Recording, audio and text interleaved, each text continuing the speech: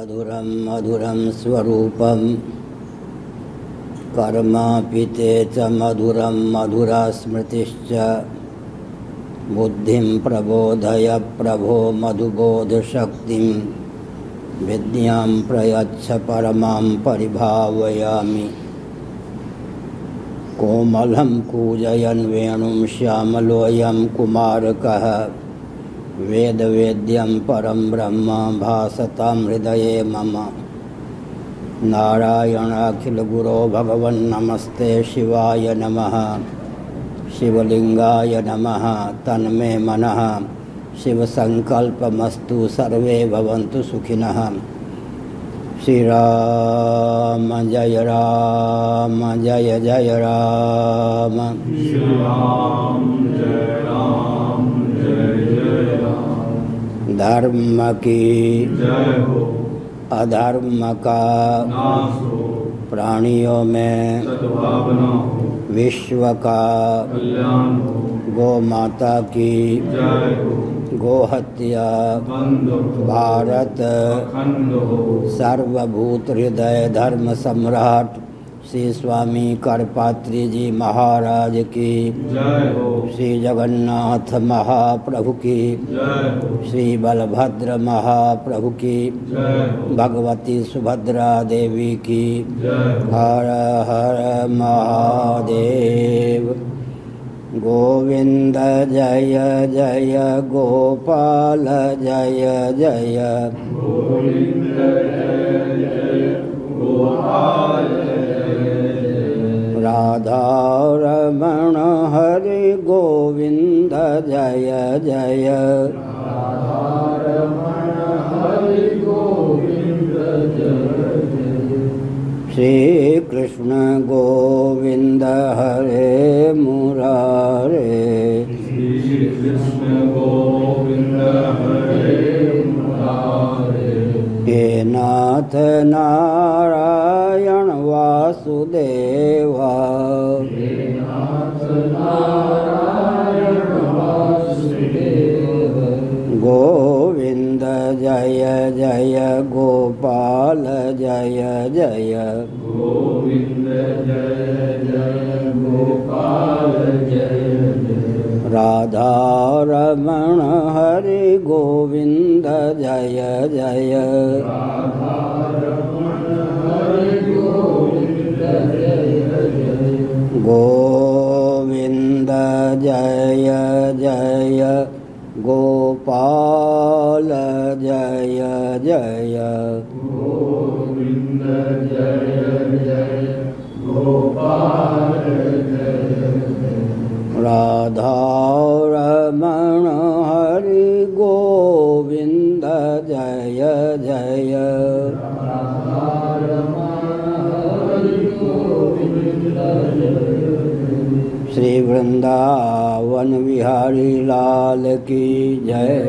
नमो माधव्य शंभो शिव शिव शिव शिव शिव शिव नारायण नारायण नारायण।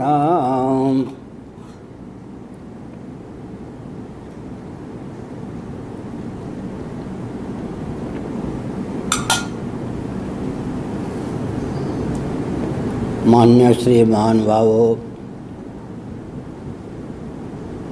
आपकी आस्था आत्मीयता मुझे बहुत ही आह्लादित कर रही है।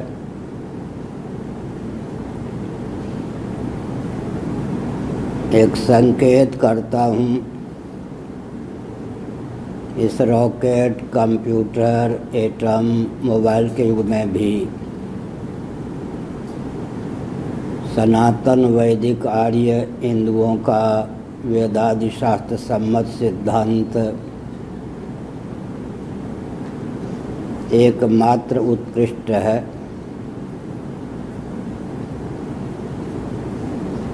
इसके पीछे रहस्य क्या है?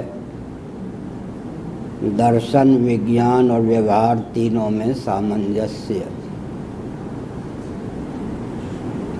पद्म पुराण का एक वचन है, एका क्रिया द्व्यर्थ करी प्रसिद्धा।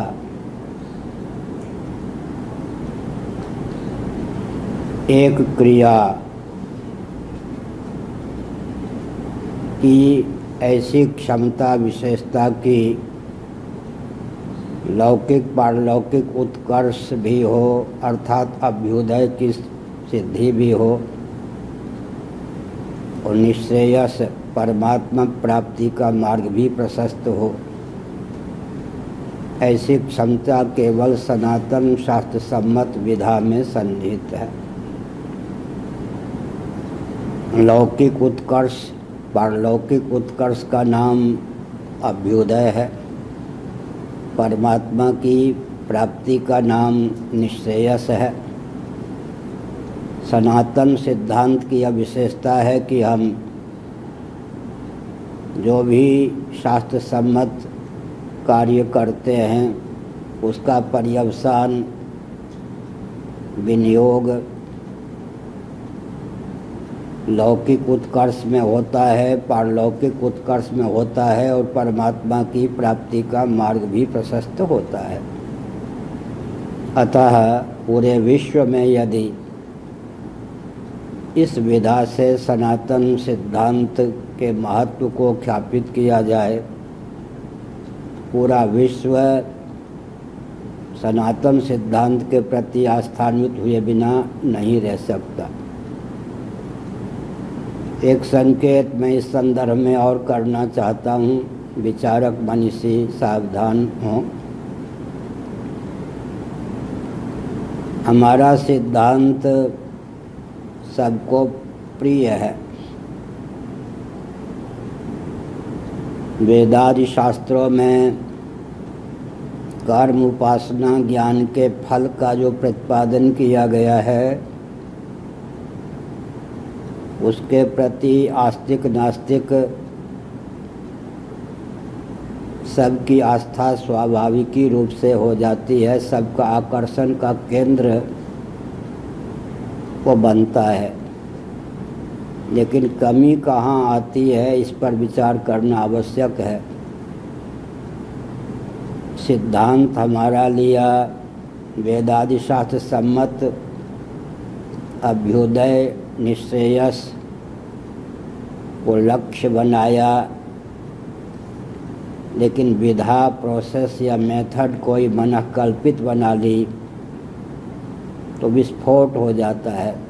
एक बहुत महत्वपूर्ण तथ्य है, इसलिए मैं पुनः इसको कह देना उचित समझता हूँ। जिन महान भावों ने या तंत्र के सदस्यों ने या जिन तंत्रों ने वेदादि शास्त्र सम्मत फल के प्रति आकृष्ट होकर उसे प्राप्त करने की विधा प्रोसेस या मेथड को मनःकल्पित ढंग से निर्मित किया, वे फल तो नहीं प्राप्त कर सके, उनके यहाँ विस्फोट हो गया। इसका अर्थ क्या है? आपको सिद्धांत और विधा साधन दोनों ही शास्त्र सम्मत अपनाने की आवश्यकता है। शास्त्र सम्मत फल चाहिए, विधा कोई आप मनःकल्पित कर लें, संभव नहीं।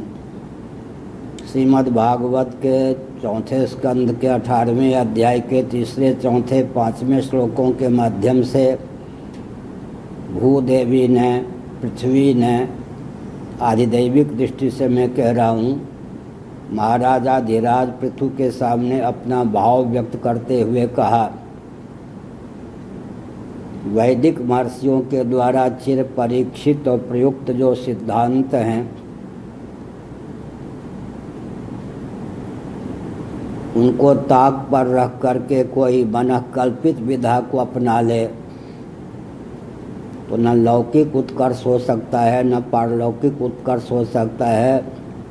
निश्रेयस की सिद्धि या परमात्मा प्राप्ति का मार्ग तो कथमत प्रशस्त हो ही नहीं सकता है। फिर मैं कह रहा हूँ, श्रीमद् भागवत 4 स्कंद 18वां अध्याय श्लोक 3, 4, 5 बहुत महत्वपूर्ण तथ्य ख्यापित किया गया। कि वैदिक महर्षियों के द्वारा चिर परीक्षित और प्रयुक्त जो सिद्धांत हैं उनको और साधन की जो विधा शास्त्र सम्मत है उनको अपनाने की आवश्यकता है। मैं निंदा की दृष्टि से नहीं कह रहा, शिक्षा लेने की दृष्टि से कह रहा हूँ। अहिंसा, सत्यस्तेय, ब्रह्मचर्य, परिग्रह ये पंचशील हैं। योग दर्शन में इनको पंच यम कहा गया है। जैन सज्जनों ने, बौद्ध सज्जनों ने अपनी विधा से इन्हें जीवन में उतारने का प्रकल्प चलाया, लेकिन अहिंसा के गर्भ से घोर हिंसा निकल आई, सत्य के गर्भ से मिथ्याचार और मिथ्या भाषण निकल आया, अस्तेय या चोरी के गर्भ से चोरी की पराकाष्ठा निकल आई, ब्रह्मचर्य के गर्भ से व्यभिचार निकल आया, अपरिग्रह के गर्भ से परिग्रह की पराकाष्ठा हो गई, अर्थात विस्फोट हो गया। अब तक मैंने यह संकेत किया कि वेदादि शास्त्र सम्मत फल तो व्यक्ति के चित्त को आकृष्ट करता है, लेकिन कोई व्यक्ति अदूरदर्शिता के कारण मनः कल्पित विधा को अपनाता है तो फल तो हाथ नहीं लगता, विस्फोट हो जाता है। इसीलिए श्वेता स्वत्र उपनिषद का सिद्धांत है, नान्यः पंथा विद्यते यन्नाय। मैंने कल एक संकेत दिया, परसों भी एक संकेत दिया कि भारतीय संविधान की जो मूल 25वीं धारा थी उसके अनुसार जैन, बौद्ध, सिख ये सब हिंदू के रूप में उद्घोषित और परिभाषित किए गए थे, लेकिन सत्ता लोलुप दूरदर्शी राजनीतिक दलों ने अपने शासनकाल में उनमें संशोधन कर दिया, जैन, बौद्ध, सिखों को हमसे सुदूर कर दिया। मैंने एक उदाहरण कल दिया था, बहुत महत्वपूर्ण है, उस पर ध्यान केंद्रित कीजिए। सहृदयता पूर्वक एक विशाल वट वृक्ष की कल्पना कीजिए। एक एक शाखा को आप काट डालेंगे, वट वृक्ष तो उज्जीवित रहेगा लेकिन शोभा विहीन लुंज पुंज दृष्टिगोचर होगा।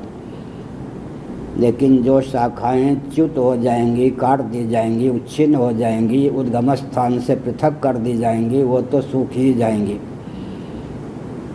इस बात पर ध्यान केंद्रित कीजिए कि जैन, बौद्ध, सिख यदि अपने को हिंदू नहीं मानते, सनातनी नहीं मानते, आर्य परंपरा से अपने को उच्छिन्न करते हैं तो क्रिश्चियन हो सकते हैं, कम्युनिस्ट हो सकते हैं, मुसलमान हो सकते हैं, कुछ और भी हो सकते हैं, बिखर सकते हैं, अपने अस्तित्व आदर्श को विलुप्त ही कर सकते हैं। इसलिए भारतीय संविधान की जो 25वीं धारा पूर्ववत यदि क्रियान्वित हो तो विश्व में जितने जैन, बौद्ध, सिख आदि हैं वे अपने आप को डंके की चोट से आह्लाद पूर्वक हिंदू उद्घोषित करें तो उनका उत्कर्ष होगा। उनके माध्यम से अन्य तंत्रों से संबद्ध विचारकों का भी, प्राणी मात्र का भी कल्याण का मार्ग प्रशस्त होगा।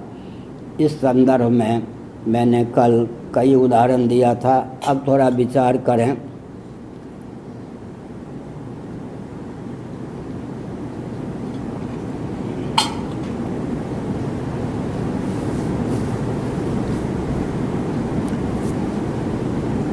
गौतम बुद्ध जी नेपाल में समुत्पन्न हुए, यह ऐतिह्य तथ्य है। क्षत्रिय कुल के थे, राजकुमार थे। महावीर स्वामी बिहार भारत में उत्पन्न हुए, क्षत्रिय कुल के थे। भगवान ऋषभदेव जी को ही जैनों का उद्गम स्थान माने, उनकी अनुकृति कालांतर में माने। जैन संप्रदाय को तो विष्णु भगवान के अवतार ऋषभदेव जी भारत में ही क्षत्रिय कुल में समुत्पन्न थे। इसलिए जैन, बौद्ध की बात मैंने कह दी और सिखों की बात है। हिंदू धर्म की रक्षा के लिए ही उनकी उद्भावना गुरुओं ने की। कालांतर में मान्य श्री गोविंद सिंह जी ने जगह धर्म हिंदू शब्द का प्रयोग किया। नानक जी की दृष्टि से विचार करें तो वे कौन थे? सत्पुरुष थे। भगवान श्री रामभद्र के सुपुत्र लवकुश की परंपरा में ही उनका उद्भव हुआ था, जन्म हुआ था। सिखों के गुरु भी विचार करके देखें तो प्रशस्त क्षत्रिय परंपरा में ही सिद्ध होते हैं। और कल मैंने यह भी संकेत किया था कि बौद्धों के धर्मक ग्रंथों में लिखा है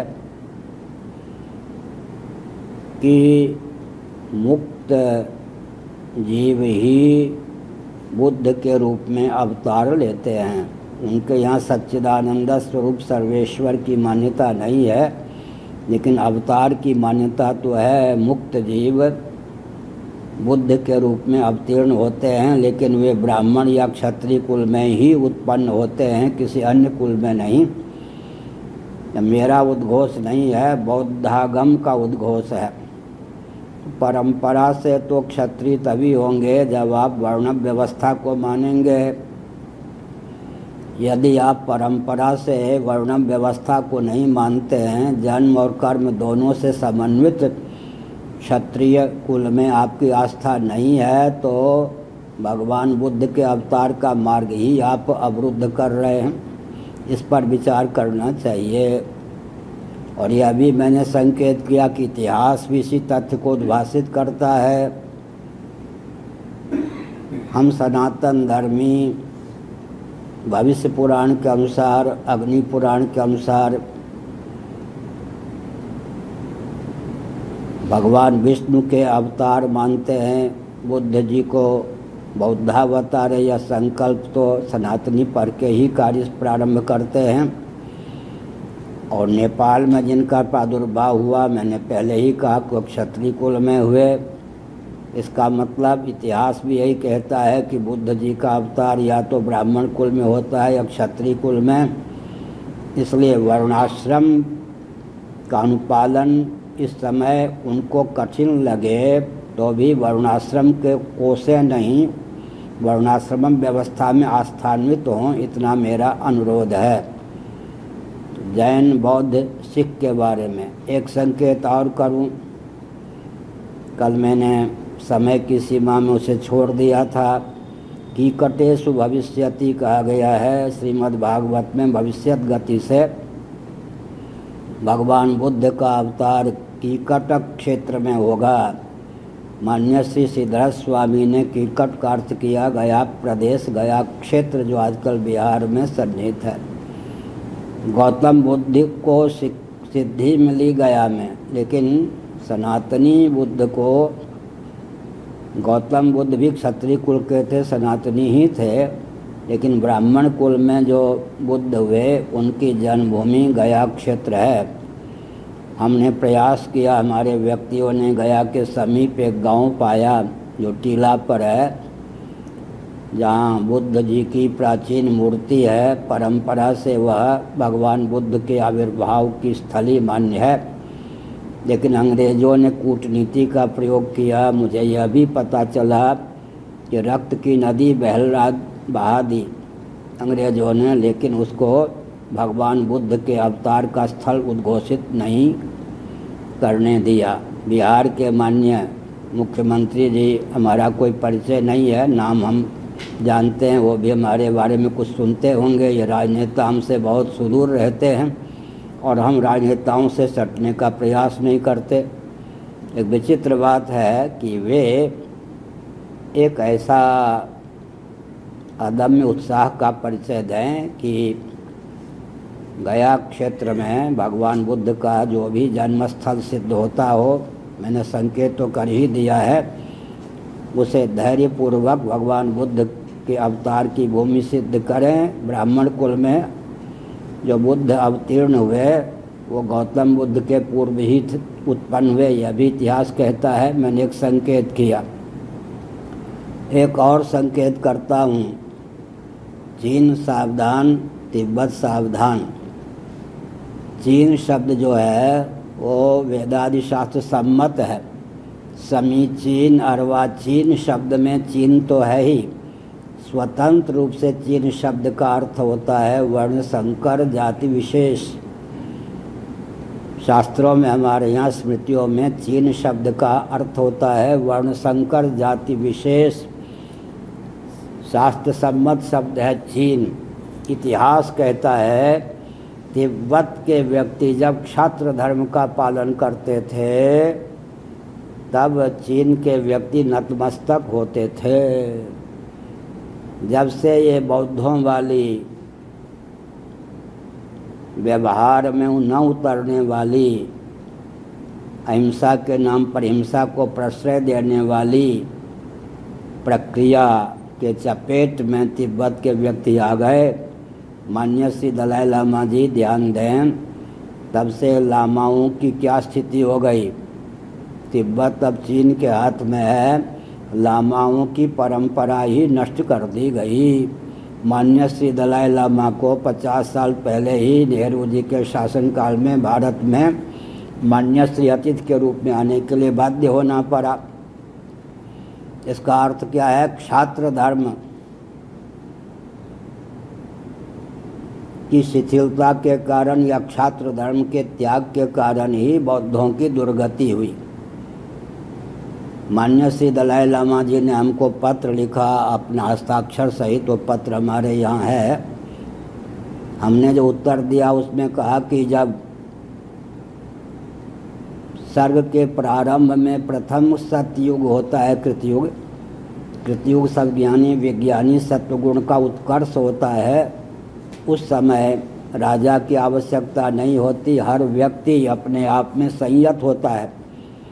लेकिन अन्य युगों में दंड नीति की आवश्यकता है। मैं एक संकेत करना चाहता हूँ, वर्णाश्रम के सांचे और ढांचे में अहिंसा को ढालेंगे तभी कालक्रम से ब्राह्मण परिव्राजक के माध्यम से पूर्ण अहिंसा प्रकट होगी, नहीं तो अहिंसा के नाम पर विस्फोट हो जाएगा। तो मैं एक संकेत करना चाहता हूँ, क्या करना चाहता हूँ कि तिब्बत के व्यक्ति जब तक छात्र धर्म का अनुपालन करते थे तब तक बौद्ध सुरक्षित थे। नया इतिहास लीजिए, वर्मा म्यांमार क्या बोलते आजकल हाँ, वर्मा की बात लीजिए। मोदी जी के शासनकाल में ही कुछ महीने पहले वर्मा से एक संदेश प्रसारित हुआ था। मैं आपका ध्यान उधर केंद्रित करना चाहता हूँ, सावधान। वर्मा के बौद्धों को कोई तंत्र मार के खा जाता था मनुष्य भक्षी। अंत में वर्मा के बौद्धों ने क्षात्र धर्म का वैकल्पिक रीति से क्षात्र धर्म का आलम्बन लिया तो अपने अस्तित्व को बचा सके। आज जो वर्मा में बौद्ध उज्जीवित हैं, बीज रूप से सुरक्षित हैं, वो अंत में उनको क्षात्र धर्म अपनाना पड़ा। इसका अर्थ क्या है? इसका अर्थ यह है कि वेदादि शास्त्र सम्मत विधा से अहिंसा इत्यादि का अनुपालन करने पर ही लाभ हो सकता है। एक बार माननीय श्री दलाई लामा जी मुझे जहाँ तक स्मरण है अमेरिका में थे।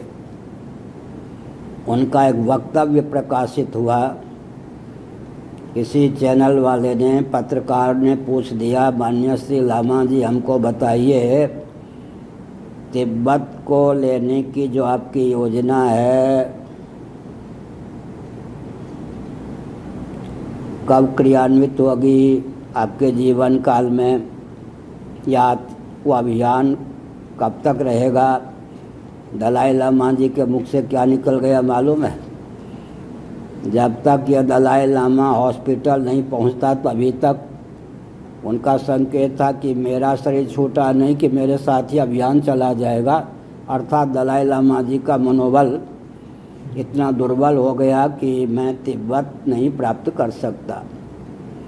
आपको सुनकर आश्चर्य होगा कि भले ही भारत में रहते हो माननीय श्री दलाई लामा जी, लेकिन तिब्बत की पार्लियामेंट भारत में चलती है। उसके जो 2 बार, एक व्यक्ति 2 बार से अधिक प्रधानमंत्री नहीं हो सकते। जो प्रधानमंत्री थे उनको मैंने फ़ोन किया। मैं फ़ोन नहीं रखता, मोबाइल नहीं रखता, लेकिन प्रयास करके साथ वालों से फ़ोन करवाया या स्वयं किया कि दलाई लामा जी ये क्या बोल रहे हैं, इसे तो बौद्धों का कर्स होगा। उन्होंने कहा कि मुझे ही नहीं मालूम, आपको कैसे मालूम पड़ गया? हमने कहा हाँ, हमें मालूम पड़ गया कि दलाई लामा जी ऐसा कहते हैं। मैंने कहा माननीय दलाई लामा जी को मेरा संदेश दीजिए, वो मेरे प्रति आस्थान्वित हैं कि भविष्य में इस प्रकार न कहें, मनोबल न तोड़ें। तब से दलाई लामा जी ने उस प्रकार का वक्तव्य देना बंद कर दिया। तो हमने संकेत किया सज्जनों, क्या संकेत किया? हमने यह संकेत किया कि बौद्ध तंत्र भी हमारी दृष्टि में सुरक्षित रहे, यह आवश्यक है, और अपने मौलिक स्वरूप को पहचाने, यह भी आवश्यक है। इस संबंध में मेरी एक गाथा है, मेरे जीवन का एक मधुर स्मरण है। गांव में मेरे सामने कोई किसी को चांटा मार देता तो मैं बेहोश हो जाता, मुझे नहीं किसी को भी मार देता। तो लोगों की धारणा थी कि ये बाबा बनेगा और बौद्ध ही बन जाएगा। जब मैं Tibbia college Delhi higher secondary school का विद्यार्थी था, केवल आकृति और प्रकृति के आधार पर एक अध्यापक हमको बुद्ध ही कहा करते थे। जब मैं दिल्ली को छोड़ के, परिवार के व्यक्तियों को छोड़ के बाबा वेश धारण करने के लिए, जिसलिए मेरा जन्म हुआ था, निकला, बाद में पता चला कि घर के व्यक्तियों ने माननीय श्री दलाई लामा का जो स्थान है दिल्ली में, वहीं जाके सबसे पहले ढूंढना प्रारंभ किया कि बौद्ध ही हो गया होगा, किसी की वेदना इसको सही नहीं है। इसका अर्थ क्या है?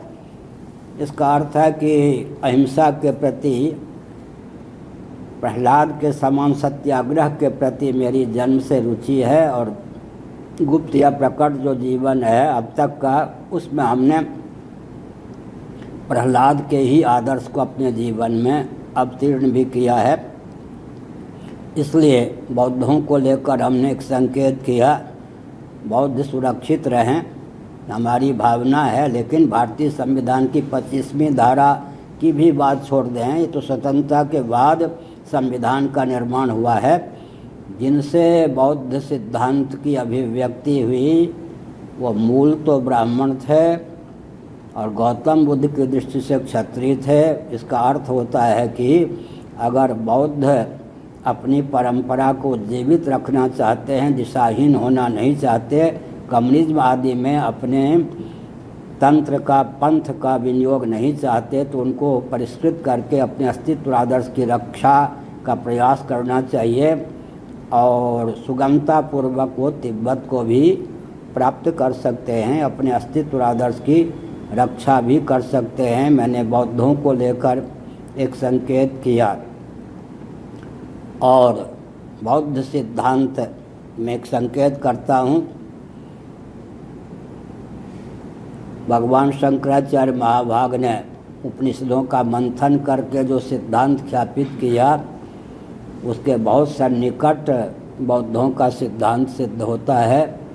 बल्कि मैं मुस्कुराते हुए कहता हूँ, शब्दांतर को छोड़ दीजिए तो वेदांत का, उपनिषद का जो सिद्धांत है, वही दार्शनिक धरातल पर बौद्धों ने अपने शब्दों में गुम्फित किया। ये बौद्धों से मेरा जो संपर्क है या उनके प्रति आस्था है, बल्कि नेपाल में बौद्ध लामा लोग अभी जो उज्जीवित हैं, अपने आप को सनातनी हिंदू शैव बौद्ध कहते हैं, उनके बीच में भी मेरा प्रवचन हुआ है। वो डंके की चोट से अभी भी दलाई लामा जी को तो संकोच है, लेकिन नेपाल के शैव बौद्धों को कोई संकोच नहीं है। उनके लामा लोग मेरे पास वृंदावन में भी आए थे, और नेपाल की यात्रा में मैंने बौद्धों को, उनके लामाओं को भी संबोधित किया था। अपने मूल उद्गम स्थान को अगर बौद्ध पहचान लें तो मैं समझता हूँ उनका उत्कर्ष होगा और अपकर्ष नहीं होगा। नहीं तो नेपाल में विभीषिका चल रही है, आप उधर आपका ध्यान है या नहीं? नेपाल के सज्जनों सावधान। 2-3 व्यक्ति यहाँ यंत्र में भी दिखाई पड़ रहे थे आकृति से। एक मातृशक्ति ने प्रवचन भी किया था।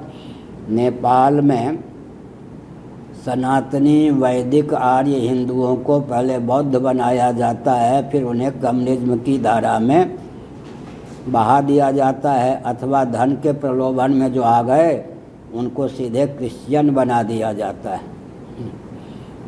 क्रिश्चियन तंत्र सावधान। ईसा मसीह कौन थे, इस पर विचार कीजिए। ईसा मसीह का जन्म चरित्र लिखा गया, 10 साल की अवधि उनके जीवन की, इसको छिपाने का प्रयास किया गया, लेकिन सत्य तो सत्य है। ईसा मसीह की मूर्ति भी है, वैष्णवोचित तिलक लगाए हुए विदेश में अपने शिष्यों के सहित। अंत में सिद्ध हुआ कि भारतवर्ष में 10 वर्षों तक यहाँ के सनातनी आचार्यों के संपर्क में थे ईसा मसीह, और 3 वर्षों तक तो पुरी में उन्होंने निवास किया था। बहुत से बौद्ध महान भावों ने आकर हमसे संपर्क किया। तो ईसा मसीह सोच भी नहीं सकते थे जिस मार्ग पर आजकल के क्रिश्चियन चल रहे हैं। एक बड़ी विचित्र बात अनुयायियों को ही खतरा है। श्री नानक देव जी, गुरु गोविंद सिंह जी कल्पना नहीं कर सकते थे कि उनके नाम पर सिख समुदाय कुछ ऐसा कर बैठेगा जो उनको कभी भी पसंद नहीं रह सकता। बड़ी विकट समस्या है। क्या समस्या है? समस्या ये है कि अनुयायियों से ही खतरा हो जाता है। मूल विचार करके देखें तो मैंने बौद्धों के बारे में संकेत किया, जैनों के बारे में संकेत किया। यहाँ हमने 2 दिनों तक केवल बातचीत की नहीं, यहाँ 2 दिनों तक गोष्ठी का आयोजन किया। मुझे जहाँ तक ध्यान है कुछ वर्ष पहले, और जैन समुदाय के बहुत से व्यक्ति, उत्तम जैन, ये सब रुग्णता के कारण अब दिखाई नहीं पड़ रहे, मर्तलोक में हैं या नहीं ये भी नहीं पता, वे सब यहाँ आए थे। 2 दिनों तक जो गुजरात परंपरा के उत्तम जैन, उनके व्यक्ति यहाँ आए थे। 2 दिनों तक यहाँ संगोष्ठी हुई। मैंने बहुत ही संकोच और शीलपूर्वक सनातन सिद्धांत को रखा अपने वक्तव्य में। उन जैन सज्जनों ने 100% उसका समादर किया। कहा कि आपके एक वाक्य से भी, एक शब्द से भी असहमति नहीं है। लेकिन कालांतर में संपर्क टूट गया तो पूरा जैन समुदाय हमसे जुड़ा हुआ था, और जैनों को एकजुट करने के लिए हमने बहुत प्रयास किया। आपको सुनकर यह भी आश्चर्य होगा, जब सुशील मुनि ब्राह्मण कुल में उत्पन्न थे, वो जीवित थे, मेरे प्रति बहुत आस्था रखते थे। एक बार उन्होंने दूरभाष से, मैं जब वृंदावन में था, मुझसे बातचीत भी की थी। तो जैनों के प्रति भी मेरा बहुत ही अपनत्व है, बौद्धों के प्रति है ही। और जो सिखों की गाथा हमने कही, उनके जो 10 गुरुओं ने अस्तित्व आदर्श की रक्षा के लिए इतना प्रयास किया। अब थोड़ा कह रहा हूँ, संकेत करता हूँ। 5 तख्त हैं सिखों के। गुरु नानक साहब का जहाँ जन्म हुआ, पांजा साहब ले लीजिए, गुरु नानक का ना ले लीजिए, ये 2 तो अब पाकिस्तान में नानका ये सब। भारत में उनके 4 तख्त हैं। हमारे गोविंद सिंह जी का जन्म प्रादुर्भाव तो बिहार में हुआ, पटना शरीफ में। उनका कार्यक्षेत्र महाराष्ट्र रहा है। महाराष्ट्र में भी तख्त है, बिहार में भी तख्त है, पंजाब में भी तख्त है। चारों तख्त के जो जत्थेदार होते हैं, हमारे सचिव स्वामी निर्विकल्पानंद जी को पता है, चारों जत्थों के जो जत्थेदार होते हैं, चारों पीठ के, उनसे मैंने बहुत संपर्क किया और कई साल, 1-2 साल उसमें लगाया। जगह जगह प्रयास भी किया गया। लेकिन आपको सुनकर आश्चर्य होगा कि फिर संपर्क मैंने क्यों छोड़ दिया। पूर्व प्रधानमंत्री, पूर्व मुख्यमंत्री या वर्तमान मुख्यमंत्री का अनुगमन जत्था के लोग करने लगे। उनका कोई स्वतंत्र अस्तित्व नहीं रह गया। ध्यान गया आपका? उनका कोई स्वतंत्र अस्तित्व नहीं रह गया। इसलिए बौद्धों के स्थान हम कह रहे थे ना, बौद्धों के स्थान में क्या हुआ, पूर्व और वर्तमान, इसलिए मैंने फिर संपर्क छोड़ दिया। तो उनको भी संगठित करने के लिए बहुत प्रयास किया गया है। और आपको सुनकर यह भी आश्चर्य होगा कि गुरु नानक देव जी को केवल निराकार के उपासक, सगुण निराकार के उपासक आजकल के सिख मानते हैं। हमारे पास वचन है कि सगुण साकार परक भी उनके भजन हैं, परंतु थोड़ी देर के लिए मान लीजिए।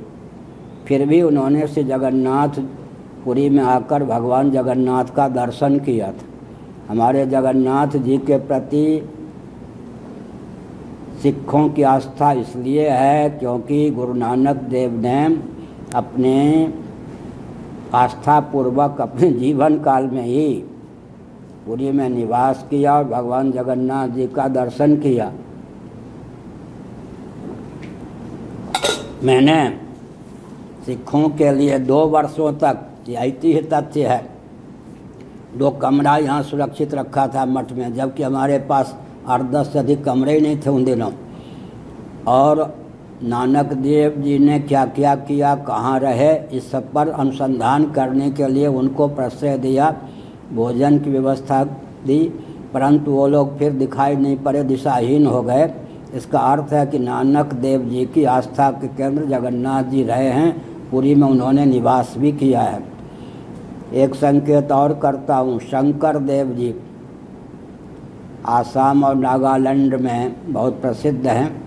उनकी प्रसिद्धि भी आजकल है कि सगुण निराकार परमात्मा के उपासक थे। आसामी भागवत का अनुशीलन वहाँ बहुत होता है, जैसे हम लोग श्रीमद् भागवत का अनुशीलन करते हैं, उनके यहाँ तो गुरु ग्रंथ साहब जैसे सिखों के यहाँ हैं, सिखों के यहाँ तो राम नाम, गुरु ग्रंथ साहब का अध्ययन कीजिए ना, कितने बार राम नाम आदि का प्रयोग है। सब तो सगुण साकार परमात्मा, सगुण निराकार परमात्मा का चित्रण, ऐसे उनके आसामी भागवत की पूजा होती है। शंकर देव जी के अनुयायी नागालैंड में, आसाम में बहुत हैं। मैं संकेत करता हूँ, गोपाल भाई आसर गुजरात परंपरा के थे, वल्लभ संप्रदाय के थे। मुझसे पूछकर उन्होंने गायत्री का पुरस्चरण भी किया था। अब शरीर नहीं है, रहते थे कोलकाता में, कलकत्ता में। उन्होंने एक बार आग्रह किया मुझसे, बहुत संगीन परिस्थिति में, लगभग 27 साल पहले, जब मैं शंकराचार्य के पद पर 28 साल पहले प्रतिष्ठित हुआ था, उसके बाद की घटना है। और माननीय हमारे लाडले प्यारे अशोक सिंघल जी भी उन दिनों शरीर से थे। उन्होंने कहा कि 2-3 संगीन मोर्चा में आपको देना चाहता हूँ, हम लोगों की गति नहीं है। हम तो किसी राजनीतिक दल से प्रभावित नहीं हैं, आरएसएस की शाखा में बचपन से अब तक कभी गए नहीं, लेकिन हिंदुत्व के पक्षधर हैं, आर्यत्व के पक्षधर हैं और वैदिक सिद्धांत के पक्षधर हैं और सबके प्रति अपनत्व रखते हैं। उन दिनों बुरा न मानो, होली है, बिहार में पाँव रखना भी कठिन था। लालू यादव जी का प्रचंड तांडव नृत्य शासन चल रहा था। उनका गठबंधन ज्योतिर्वसु बंगाल के मुख्यमंत्री से था। एक प्रकार से लालू यादव जी ज्योतिर्वसु का अनुगमन कर रहे थे। लालू यादव जी को जो विचित्र ढंग से शासन करने का प्रशिक्षण मिला था, गुप्त मंत्रणा मिली थी, वो ये ज्योतिर्वसु के द्वारा ही। उस समय ये गोपाल भाई आसर ने और अशोक सिंघल जी ने कहा कि महाराज, जैसे चक्रव्यूह का भेदन बहुत कठिन था, अभिमन्यु तो घुस तो गए, निकल नहीं पाए, ऐसे ही बिहार और बंगाल का भेदन आवश्यक तो है, बहुत दुर्गम है। ये दोनों प्रांत हमारे हाथ से निकल जाएंगे तो देश कहाँ चला जाएगा कह नहीं सकते, आप कुछ प्रयास कीजिए। हमने कहा ठीक है। हमने 30 दिनों का समय निकाला सज्जनों। केवल मेरे पास निर्विकल्पानंद, उनका स्वास्थ्य ठीक है ना, निर्विकल्पानंद सरस्वती जी थे, वो बाल गोपाल ही उन दिनों थे, वो मेरे पास थे। रुपये से तो हम आरंभ से ही दूर हैं। किसी समृद्ध व्यक्ति या शासन तंत्र से हमारी बहुत दूरी है, लेकिन हृदय में कोई दीनता दरिद्रता नहीं है। केवल निर्विकल्पानंद जी मेरे पास होते थे, कोई ताम झाम नहीं। 10 दिनों तक हमने बिहार की यात्रा की। बिहार में उन दिनों बोल पाना मौत को हाथ पे लेना है। लालू यादव जी का प्रचंड शासन तंत्र, हमारे ऊपर अभियोग भी उन्होंने लगाया था, बहुत भयंकर। तो बिहार की यात्रा 10 दिनों तक की थी। उसके बाद में बिहार की यात्रा हमारी सफल रही। कहीं ईंट पत्थर से स्वागत हमारा नहीं हुआ, जनता हमारे पक्ष में हो गई। उसके बाद ज्योतिर् बसु बहुत सावधान थे कि उनके शासनकाल में कोई सनातनी वैदिक आर्य पाँव न रख सके हिंदुत्व का पक्षधर। लेकिन 10 दिनों तक हमने बंगाल में भी प्रवचन किया और 10-10 हज़ार व्यक्ति सुनने के लिए आते थे। शासन तंत्र का प्रयास रहता था कि मैं ऐसा कुचल दिया जाऊं कि भविष्य में मैं क्या कोई भी सनातनी पाँव न रख सके। लेकिन ज्योतिर्वसु जो थे उनकी रीढ़ की हड्डी पसली बस दुर्बल हो गई। 10 दिनों तक बंगाल की भी यात्रा की। उसके बाद विषम यात्रा हमारी हुई 9 दिनों तक आसाम की और 1 दिन तक नागालैंड की। आसाम में जब मैं था, सिलचर कहाँ है? आसाम में है। हाँ, आसाम में सिलचर में जब प्रवचन कर रहा था तो 10,000 श्रोता थे। मुझे पता भी नहीं, मैं तो सामान्य रीति से रहता हूँ।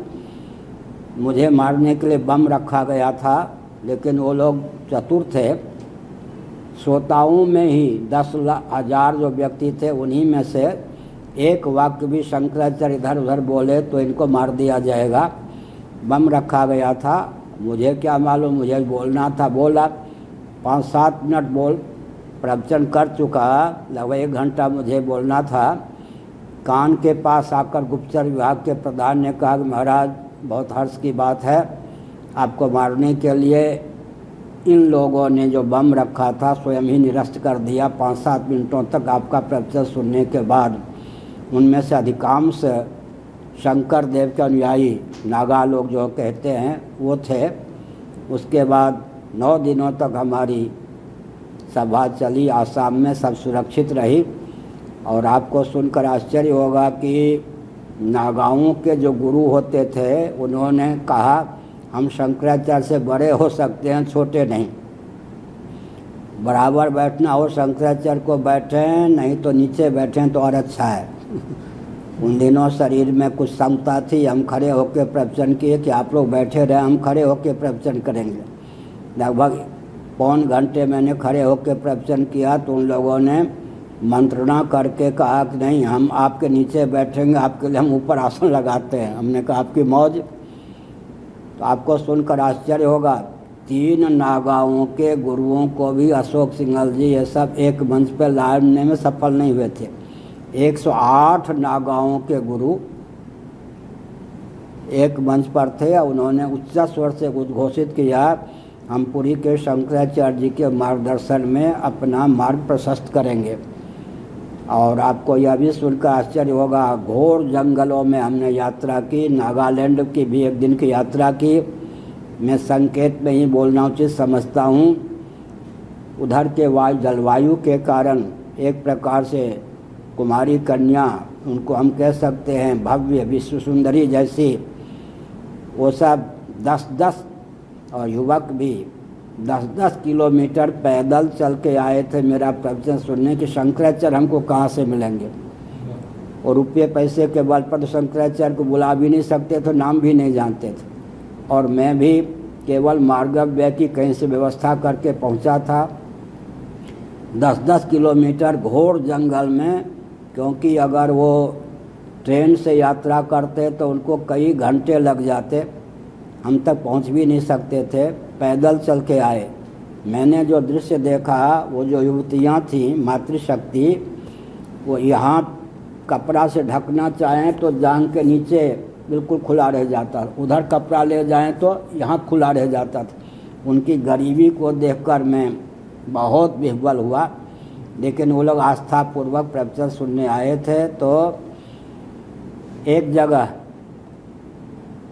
आसाम नागालैंड की बात है, एक सज्जन पीएचडी थे दैवयोग से, भाषा की भी कठिनाई थी, लेकिन उन्होंने कहा आप शंकराचार्य हैं, हमें विश्वास है कि आप बरगलावेंगे नहीं, और हम लोगों का एक स्वभाव है कि हम वचन दे के मर भले ही जाएं, वचन दे के मुकरते नहीं।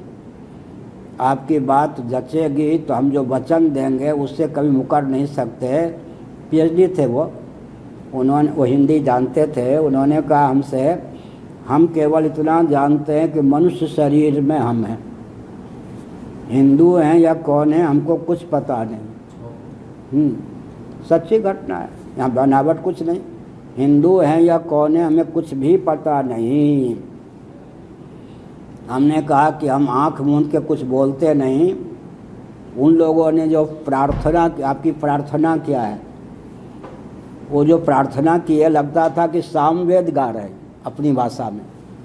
उसके बाद मैंने पूर्व जन्म मानते हैं यानी पुनर्जन्म मानते हैं यानी 25 लगभग प्रश्न किया पीएचडी से।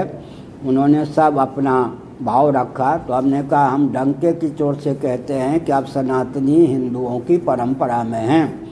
उन्होंने कहा आप झूठ नहीं बोलेंगे, नहीं बोले, शंकराचार्य हैं, हम आप पर विश्वास करते हैं कि हम अपने को अब घोषित करते हैं कि हम सनातन परंपरा में हिंदू हैं। उसके बाद क्या हुआ मालूम है आपको, सुनकर आश्चर्य होगा।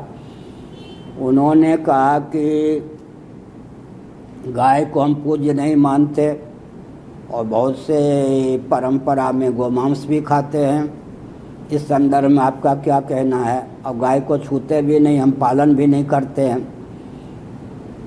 तो हमने कहा कि हमारी बात सुनिए, गाय का मांस खाना छोड़िए, आप प्रतिज्ञा कीजिए और गोपालन का व्रत लीजिए और अपने को आज से हिंदू कहिए।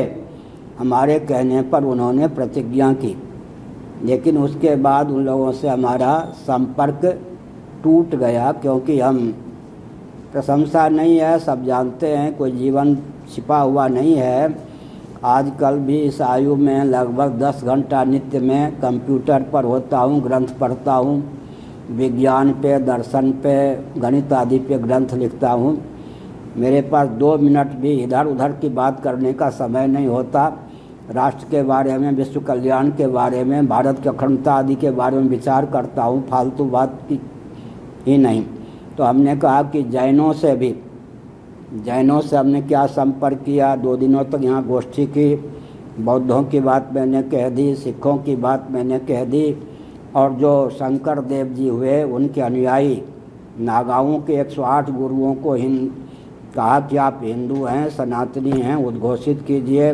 वहाँ जो उनके यहाँ गोहत्या होती थी, गोहत्या को मिटा करके फिर कहा कि गोपालन का मार्ग प्रशस्त कीजिए। उन्होंने प्रतिज्ञा की। तो हमने इतना संकेत किया कि इन सब तंत्रों को मिलाने का जो प्रयास हुआ उसकी मैंने आप लोगों को सूचना दी। अब आवश्यकता इस बात की है कि हाईएस्ट कॉमन फैक्टर, जिसको अंग्रेजी वाले कहते हैं, एक अनुगत सिद्धांत के आधार पर हम पहले जैन, बौद्ध, सिखों को अपनावें। पहले तो मैंने संकेत किया जैनों के गुरु पर विचार करें तो हमारे ऋषभदेव जी सिद्ध होते हैं और महावीर जी सिद्ध होते हैं, दोनों क्षत्रिय कुल में हुए। बौद्धों की बात मैंने कह दी कि हमारे बुद्ध ब्राह्मण कुल में हुए और क्षत्रिय बुद्ध जो नेपाल में वो क्षत्रिय कुल में हुए। जैन सिखों की बात मैंने कह दी, नानक जी वे वेशधारी जो सिख हैं गुरु गोविंद सिंह की कृपा से हैं। ये सब हमारे लवकुश की क्षत्रिय कुल के हैं। तो कम से कम वर्णाश्रम को कोसे नहीं, परिस्थिति जो भी हो तो छात्र धर्म के प्रति, वर्णाश्रम के प्रति आस्थान्वित होते हुए आज एक मैं विचित्र बात कहना चाहता हूँ। अगर सिख समुदाय अपने 10 गुरुओं के मार्ग पर चलकर हम शंकराचार्य के साथ होता तो आज हमको इधर उधर झांकने की आवश्यकता होती। 3 अभियान, एक है नभो मार्ग, एक है भू मार्ग, एक है भूगर्भ मार्ग हमारे यहाँ। नभो मार्ग में क्या है? सद्भाव पूर्वक संवाद। और भू मार्ग में है सेवा का प्रकल्प, भूगर्भ मार्ग में है सेना। यदि थोड़ा विचार कीजिए, यदि सिख समुदाय अपने गुरुओं के मार्ग पे चलकर हिंदुओं के अस्तित्व और आदर्श की रक्षा के लिए सैनिक का कार्य करें तो हम सैन्य बल से भी संपन्न हो सकते हैं। हमारे बिना वो अधूरे हैं, बटे बिना नहीं रहेंगे। कुछ कम्युनिस्ट हो जाएंगे, कुछ मुसलमान हो जाएंगे, कुछ क्रिश्चियन हो जाएंगे, कोई कहीं गिरेंगे कहीं गिरेंगे। उनको स्वस्थ मार्गदर्शक चाहिए, हमको सेना भी चाहिए। तो परंपरा से जिनके रक्त में हिंदुत्व है वो सिख महानुभाव इधर उधर न घूम करके अगर हम आचार्यों के साथ, शंकराचार्य के साथ तालमेल बैठा करके हम उनको बरगलावेंगे नहीं तो क्या है? महाभारत का एक सिद्धांत में बोलता हूँ, वन से व्याघ्र की रक्षा होती है, व्याघ्र से वन की रक्षा होती है। फिर से बोल रहा हूँ, वन से व्याघ्र की रक्षा होती है, व्याघ्र से वन की रक्षा होती है। व्याघ्र के समान कौन हुए? महाभारत में कहा पांचों पांडव व्याघ्र के समान। वन के समान कौन हुए? दुर्योधन आदि। अगर व्याघ्र कहे कि वन कौन होता है, ठाई कर दिया जाए, वो नगर में घूमने लगे, थोड़ा उधर आ जाए। वन कहे कोई व्याघ्र कौन होता है, एक एक वृक्ष काट दिया जाए। ध्यान गया है नहीं? वन की सुरक्षा व्याघ्र से है, व्याघ्र की सुरक्षा वन से है। इसी प्रकार जो सनातन सिद्धांत है उसकी रक्षा के लिए खून की होली के लिए नहीं, लेकिन रक्षा के लिए सेना चाहिए। तो परंपरा प्राप्त, एक विचित्र बात है आजकल, परंपरा प्राप्त क्षत्रिय तो छात्र धर्म से च्युत हो गए स्वतंत्र भारत में। देशी राजाओं की क्या दुर्गति हुई? सरदार वल्लभ भाई पटेल, नेहरू जी, नारायण। ध्यान गया आपका? देशी राजाओं की क्या स्थिति हुई? उनको दमन करने के लिए क्या क्या प्रयास हुआ? आपको इतिहास नहीं मालूम होगा तो मुझसे सुन लीजिए। चंबल किनारे प्रथम बैच के डाकू निकले, सब के सब क्षत्रिय थे। उनको ऐसी परिस्थिति उत्पन्न कर दी गई कि वो डाकू होने के लिए बाध्य हुए। सब खानदानी क्षत्रिय थे। मेरा किसी आतंकवादी से, हथियार वालों से संपर्क नहीं है। मैं वृंदावन में था, वो सब रोने आते थे। उनको हठात, उन क्षत्रियों को हठात डाकू का रूप धारण करना पड़ा। तो हमने संकेत किया, क्या संकेत किया? सैन्य बल भी चाहिए। तो सिखों के लिए मैंने कहा अगर वो सैन्य बल का काम करें, हम मार्गदर्शन दें, उनको जचे तो, नहीं तो हम लोगों के साथ तो भगवान के सुदर्शन चक्र सदा रहते ही हैं। तो अब तक मैंने समय की सीमा में संकेत किया कि जैनों के लिए भी हमने बहुत परिश्रम किया है। 100% हमारे विचारों से सहमति यहाँ आकर के जैनों ने व्यक्त की। बौद्धों के लिए भी बहुत काम किया है, सिखों के चारों जत्थेदार से। लेकिन ये जत्थेदार जो भी हमने पाया वो भूतपूर्व मुख्यमंत्री या वर्तमान मुख्यमंत्री के आगे पीछे घूमने वाले, अगर ये राजनेताओं से गलत ढंग से गठबंधन न करें और ये जो क्या है जी, कौन सा स्वर्ण मंदिर को व्यवस्थित रूप दिया जाए क्या, तो उनके वही वन से व्याघ्र की रक्षा होती है, वन से व्याघ्र की रक्षा होती है। तो आज के प्रवचन में संकेत की दृष्टि से हमने कहा कि जैन भी, बौद्ध भी, सिख भी गर्व से कहें हम सनातनी हिंदू हैं तो हमारी शक्ति बढ़ेगी और वो सुरक्षित भी रहेंगे। और हम किसी के संहार में क्या इसका उपयोग नहीं करेंगे, किसमें करेंगे? सबके हित का मार्ग प्रशस्त करेंगे। नारायण। 10 बज गया। सर्वे भवन्तु सुखिनः, सर्वे सन्तु निरामयाः, सर्वे भद्राणि पश्यन्तु मा कश्चित् दुःखभाग् भवेत्। नारायण। हर हर महादेव।